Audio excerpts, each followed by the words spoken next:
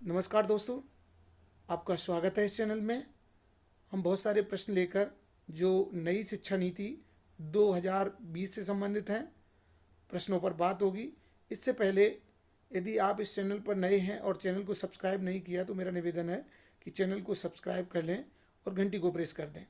और अब बात करेंगे राष्ट्रीय शिक्षा नीति 2020 ऑल कंपटीशन एग्ज़ाम के लिए जो महत्वपूर्ण प्रश्न हैं, वो जो आपसे पूछे जाते हैं एग्ज़ाम्स में, तो उन पर बात करेंगे। और प्रश्न कुछ इस तरह से हैं।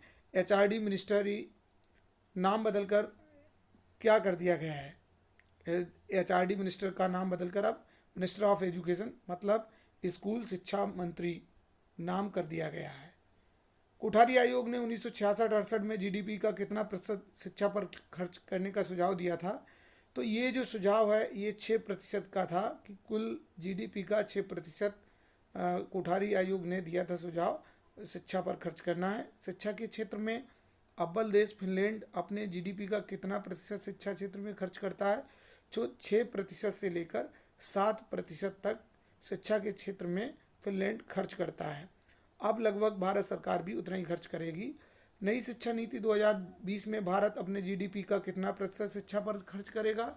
तो ये प्रतिशत रहेगा 6, और ये फिनलैंड से थोड़ा ही कम है। फिनलैंड में 6 से 7% तक है। नीति आयोग के अनुसार भारत कब तक विश्व की तीसरी सबसे बड़ी अर्थव्यवस्था बन जाएगा? तो नीति आयोग के हिसाब से देखें तो 2030 से लेकर 32 तक, मतलब 2030 से 2032 तक भारत दुनिया की तीसरी आर्थिक महाशक्ति बन जाएगा। नीति आयोग की स्थापना कब हुई थी? तो नीति आयोग की स्थापना हुई थी 1 जनवरी 2015 को। करीब करीब 4.5 वर्ष तक काम किया। नीति आयोग के सीईओ कौन है वर्तमान समय में? तो नीति आयोग के सीईओ जो हैं, सीईओ का फुल फॉर्म होता है chief executive officer. Amitabh Kant ji इसके सीईओ हैं। और नीति आयोग के चेयरमैन मतलब अध्यक्ष कौन है? तो प्रधानमंत्री जी माननीय प्रधानमंत्री जी पदेन अध्यक्ष होते हैं नीति आयोग के, जिस तरह योजना आयोग के होते थे। नीति आयोग के वाइस चेयरमैन कौन है? नीति आयोग के वाइस चेयरमैन है श्री राजीव कुमार जी।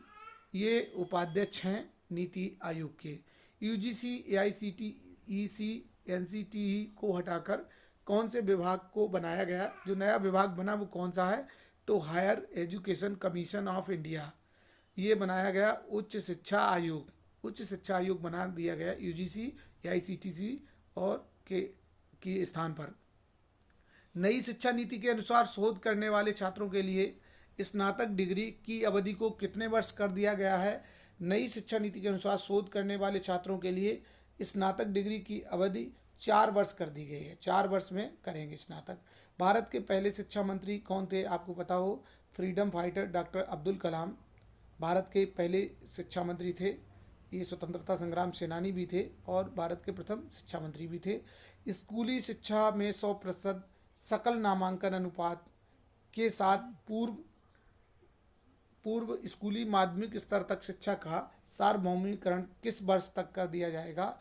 तो ये जो वर्ष है ये है 2030 तक पूर्व स्कूली से माध्यमिक स्तर तक शिक्षा का सार्वभौमिकरण कर दिया जाएगा। सरकार ने 2030 का समय तय किया है। निम्नलिखित में जो मानसिक विकास के लिए चरण है विश्व स्तर पर मान्यता प्राप्त है कि कौन सा एक चरण बच्चे के लिए मानसिक विकास के लिए सबसे महत्वपूर्ण है? तो 3 से लेकर 6 वर्ष तक मानसिक विकास के लिए सबसे महत्वपूर्ण समय है। उच्च शिक्षा में सकल नामांकन अनुपात किस वर्ष बढ़ाकर 50% किया जाना है? उच्च शिक्षा में सकल नामांकन अनुपात बढ़ाकर 50% सन 2035 ईस्वी तक किया जाना सुनिश्चित किया गया है। ये नई शिक्षा नीति में किसे चिकित्सा और कानूनी शिक्षा को छोड़कर पूरी उच्च शिक्षा के लिए एक छत्री निकाय के रूप में स्थापित किया जाएगा? तो ये higher education commission of India, इसको शॉर्ट में बात करें तो HECL higher education commission of India. कई बार फुल फॉर्म भी पूछा जा सकता है तो आपको पता होना चाहिए। छात्रों के आकलन के लिए राष्ट्रीय मूल्यांकन केंद्र बनाया गया, इसका नाम क्या है? राष्ट्रीय मूल्यांकन केंद्र का नाम परख रखा गया है। छात्रों के आकलन के लिए राष्ट्रीय मूल्यांकन केंद्र का नाम परख रखा गया है। वीडियो देखा आपने, ये प्रश्न देखे, कैसे लगे आपको प्रश्न हमें लिखिएगा। वीडियो देखने के लिए आपका धन्यवाद।